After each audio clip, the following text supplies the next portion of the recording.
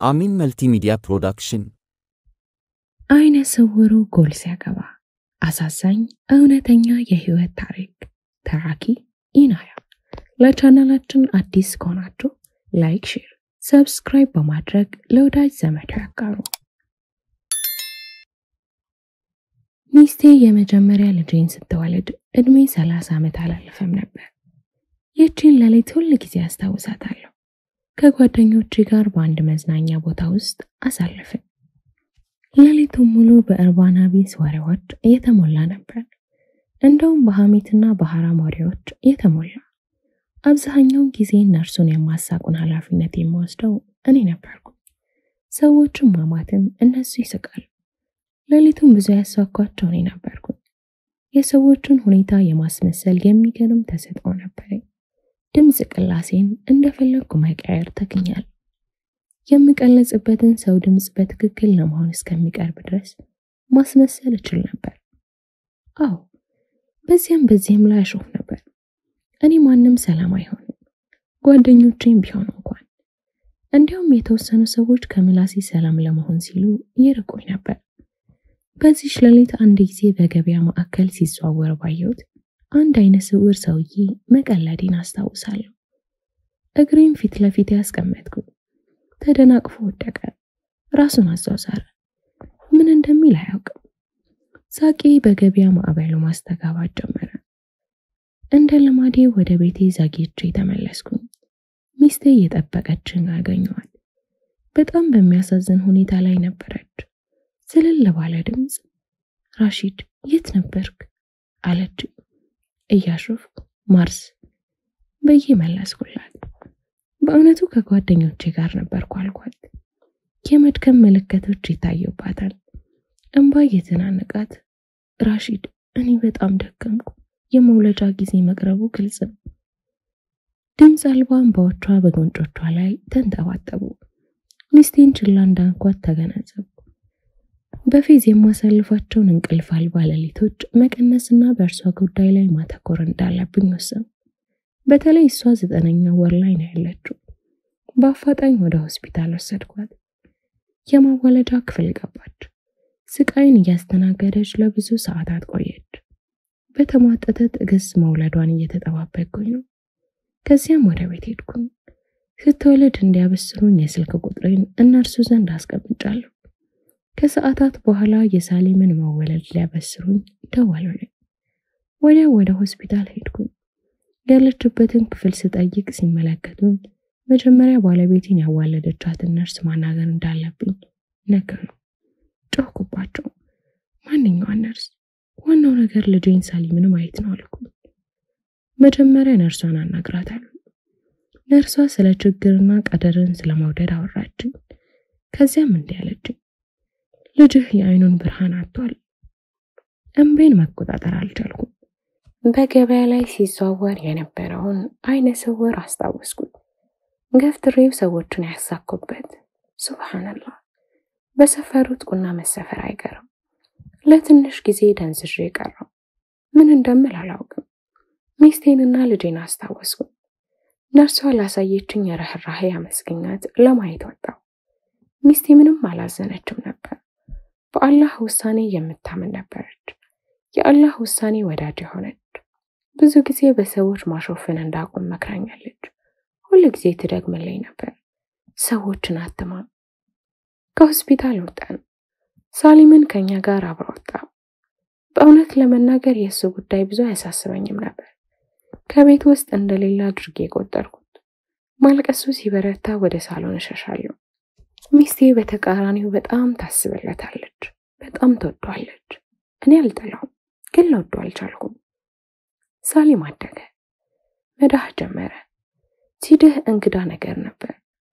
እድሜው ወደ 1 ዓመት ተቃረበ። መራመድ መሞከር ያዘ። አካለ ጎዶሎ መሆኑን አወቅን። ከመጀመሪያው በላይ በነፍሴ ላይ እጅግ ከበዳል። ከሱ በኋላ ሚስቴ ዑመርና ኻሊድ የተባሉ ልጆችን ወለደች። ዓመታት አለፉ። ሳሊምም አደገ፣ ወንድሞቹም አደጉ። ቤት መቀመጥ አልወድም ነበር። ብዙ ጊዜ ከጓደኞቼ ጋር ነኝ። እውነቱን ለመናገር በእጃቸው ያለሁ መጫወቻ ነኝ። ሚስቴን ለማስተካከል ተስፋ አልቆረጠችም። ዘወትር አላህ እንዲያስተካክለኝ ዱዓ ታደርግልኛለች። በአስቀያሚ ተግባሮች አትቆጣም። ነገር ግን ወንድሞቹን እየተንከባከብኩኝ ሳሊምን ችላ ብዬ ስታየኝ ታዝነብኝ ነበር። ሳሊም አደገ። የኔም ጭንቀት ከሱ ጋር አደገ። ባለቤቴ ሳሊምን የአካል ጉዳተኞች ትምህርት ቤት ለማስገባት ስትፈልግ እኔ ጉዳይም አልነበር። ዓመታት ሲያልፉ አልታወቀኝም። ቀኖቼ ተመሳሳይ ናቸው። እንቅልፍ፣ ምግብ፣ እንቅልፍ አልባ ሌሊቶች። ጁምዓ ከቀኑ 5 ሰዓት ላይ ነቃሁኝ። ከኔ አንጻር በማለዳን የተነሳሁት። ለበስኩኝ፣ ሽቶ ተቀባው። ለወጣ ስል በሳሎን አለፍኩኝ። የሳሊም እይታ አስቆመኝ። ተንሰቅስቆ እያለቀሰ ነው። ከህፃንነቱ ጀምሮ ሳሊም ሲያለቅስ ለለቅሶው ትኩረት ሲሰጠው ይህ የመጀመሪያው ነው። 10 ዓመታት ሲያልፉ ወደ እርሱ ዞርም አልልም ነበር። ዝም ብዬ ላልፈው ሞከርኩ፣ ግን አልቻልኩም። እኔ እዛው ቤት ውስጥ ሆኜ እናቱን ሲጣራ እየሰማሁ ነው። ወደ እሱ ዞርኩኝ፣ ቀረብኩት። ሳሊም ለምን ታለቅሳለህ አልኩት። ድምፄን ሲሰማ ማልቀሱን አቆመ። እንደ ተጠጋሁት ያወቀ ጊዜ በትንንሽ እጆቹ ዙሪያውን መዳሰስ ጀመረ። ወይ ጉድ! አይገርምም። ከኔ መራቅ እንደሚፈልግ ተረዳሁኝ። ዛሬ ነው እኔን ያወቀኝ። ከ10 ዓመት በፊት ጀምሮ የት ነበርክ የሚል ይመስላል። ተከተልኩት። ወደ ራሱ ክፍል ገብቶ ነበር። የሚያለቅስበትን ምክንያት አልነግር አለኝ። ካግባባሁት በኋላ ለምን እንደሚያለቅስ ይነግረኝ ጀመር። ምክንያቱን ስሰማ ውስጥ ይነዘረ። ምክንያቱ ምን እንደሆነ ታውቃለህ? እንደለመደው ወደ መስጂድ የሚወስደው ወንድሙ ዑመር ዘገየበት። ሰላታ ደግሞ ጁምዓ ሰላት ነው። አወለ ሶፍ ቦታ አላገኘም ብሎ ፈራ። ዑመርን ተጣራ፣ እናቱን ተጣራ። ነገር ግን ምላሽ አጣ። ከዚያም አለቀሰ። ስውር ከሆኑት አይኖቹ የሚፈልቁት እንባዎችን እያየው ንግግሮቹን መሸከም አልቻልኩም። በእጅ አፌን ያዝኩና ሳሊም ሆይ ለዚህ ነው ያለቀሰው አልኩት። አዎ አለኝ። ጓደኞቼን ረሳሁ፣ ዝግጅቱንም ረሳሁ። ሳሊም አትዘን አልኩት። ዛሬ ማን መስጂድ እንደሚወስድ ታውቃለህ አልኩት። በእርግጥ ዑመር ነው፣ ነገር ግን ብዙ ጊዜ ዘገያል አለኝ። አይደለም እኔ ነኝ የምወስድ አልኩት። ሳሊም ተገረመ፣ አላመነም። እየቀለድኩበት መሰለው። አሰብ ባደረገና አለቀሰ። በእጄም ቦቹን አበስኩለት። እጁን ይዤ በመኪና ላይ ላድርሰው አሰብኩኝ። መስጂዱ ቅርብ ነው፣ በእግሬ ነው መሄድ የምፈልገው በማለት እምቢ አለኝ። አዎ ወላሂ ይህን ነበር ያለኝ። እኔ ለመጨረሻ ጊዜ መስጂድ መች እንደገባው አላስታውስም። ነገር ግን አሁን ወደ መስጂድ የሄድኩባት ጊዜ የአላህ ፍራቻ በውስጤ የተሰማኝና በወንጀል የአላህን ሐቅ በማጓደል ባሳለፍኩት በርካታ ዓመታት የተጸጸትኩበት የመጀመሪያ ጊዜ ናት። መስጂዱ በሰጋጆች የተሞላ ነበር። ቢሆንም ለሳሊም አወለ ሶፍ ቦታ ላገኘሁለት። የጁምዓን ኹጥባ አብረን ሰማን። ሳሊም ከጎኔ ሰገደ። ይልቁንስ እኔ ከጎኑ ሰገድኩ። ሶላቱ ካለቀ በኋላ ሳሊም ቁርአን እንድሰጠው ጠየቀኝ። እንግዳ ነገር ሆኖብኝ። አይነ ስውር ሆኖ ሳለ እንዴት ይቀራል? ጥያቄውን ችላ አልኩት። ነገር ግን ስሜቱን እንዳልጎዳው በሚል ፍራቻ ቁርአን ሰጠው። ሱረቱል ካህፍን እንድከፍትለት ጠየቀኝ። አንዴ ገጹን ሌላ ጊዜ ማውጫውን ማየት ጀመርኩኝ። መጨረሻ ላይ አገኘሁት። ቁርአኑን ተቀበለኝና ፊት ለፊት አስቀመጠ። ሱረቱል ካህፍን መቅራት ጀመረ። አይኖቹ ማየት የተሳናቸው ያ አላህ ሱረቱል ካህፍን ሙሉ በሙሉ ሐፍዞታል። ለራሴ አፈርኩ። ቁርአን ያስኩኝ። መላካቴ ሲንቀጠቀጥ ይሰማኛል። ቀራሁን። አላህ ሱብሓነሁ ወተዓላ እንዲምረኝና ቀኑን ጎዳና እንዲመራኝ ለመንኩት። አልቻልኩም። እንደ ሕፃን ማልቀስ ጀመሩ። ከፊል ሰዎች ሱና እየሰገዱ ነበር። ከነሱ አፈርኩ። ለቅሶዬን ለመሸሸግ ሞከርኩ። ነገር ግን ለቅሶዬ ወደ መንሰቅሰቅ ተሸጋገረ።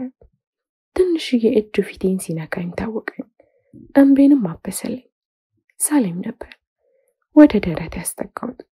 ወደ እርሱ ተመለከትኩና በውስጤ እንዲህ አልኩኝ፣ እውሩ አንተ አይደለህም፣ እኔ ነኝ እውሩ። ወደ እሳት ከሚጎትቱኝ ወንጀለኞች ኋላ እየተጎዳሁ ነበርና ወደ ቤት ተመለሰ። ሚስቴ ሳሊም የት ሄደ ብላ በጣም ተጨንቃ ነበር።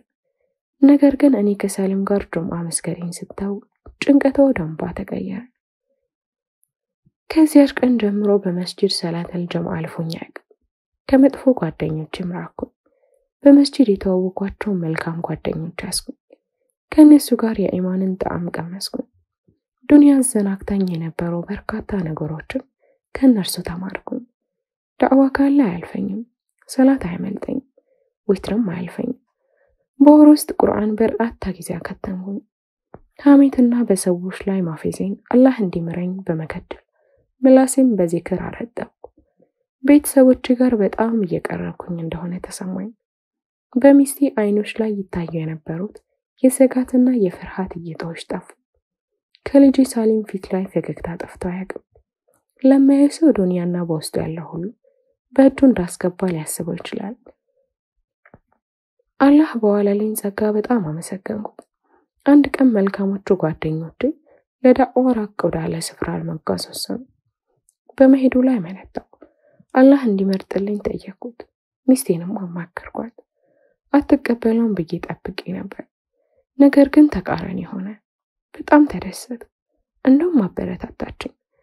ከዚህ በፊት ሳላማክራት ለወንጀልና ለአመጽ ስጓዝ ነበር የምታውቀኝ። ወደ ሳሊም ፊቴን አዞርኩ። ሙሳፊር መሆኔን ነገርኩት። በትንንሽ እጆቹ ቅፍ አድርጎ ይዞ ተሰናበተኝ። 3 ወር ከግማሽ ከቤቴ ራቅኩ። በእነዚህ ጊዜያት ውስጥ ሲመቻችልኝ ሚስቴ ጋር ደውል ልጆቼንም አወራ ነበር። በጣም ናፍቀውኛል። ሳሊም እንዴት ነበር የናፈቀኝ። ድምፁን መስማት ተመኘ። ከተሳፈርኩኝ ጀምሮ ያላወራሁት እሱን ብቻ ነው።